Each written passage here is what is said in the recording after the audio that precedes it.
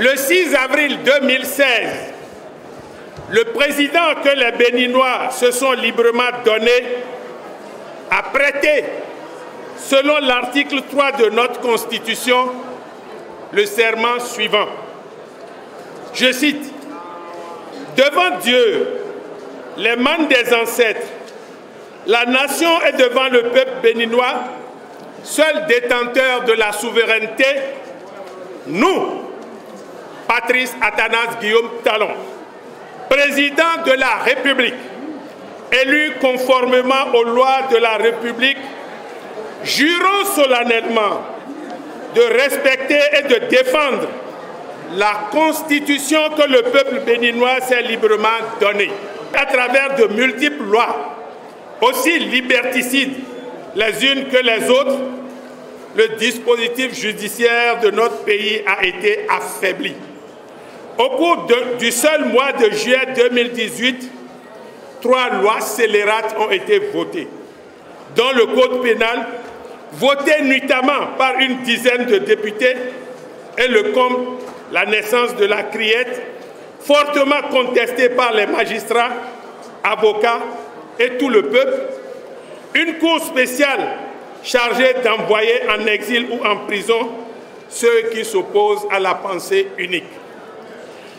Au nom d'intérêts qui auraient été bafoués par le régime précédent, des dizaines et des centaines de milliards de francs de nos maigres ressources ont été soustraits des caisses du Trésor public.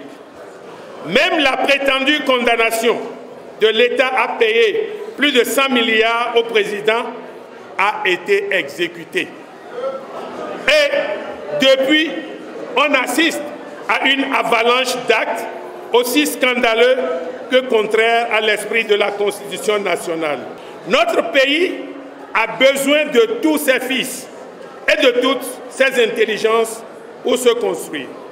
C'est pourquoi l'État policier doit arrêter d'envoyer nos compatriotes qui pensent autrement en exil ou en prison.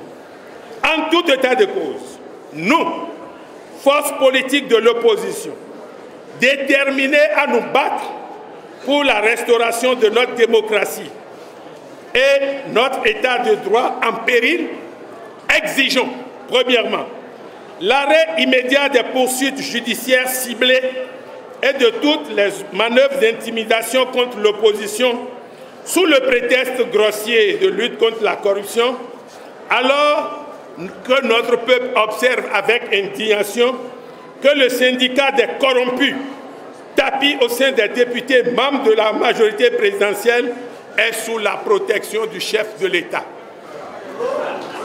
2. La libération immédiate suivie de l'amnistie des détenus et prisonniers politiques. 3. L'abrogation pure et simple des lois portant code électoral et charte des partis politiques. 4. La délivrance des récépissés à toutes les formations politiques constituées et qui ont régulièrement déposé leurs dossiers. 5. Le retour des exilés politiques avec garantie de sécurité, de liberté et leur participation libre à la vie politique nationale.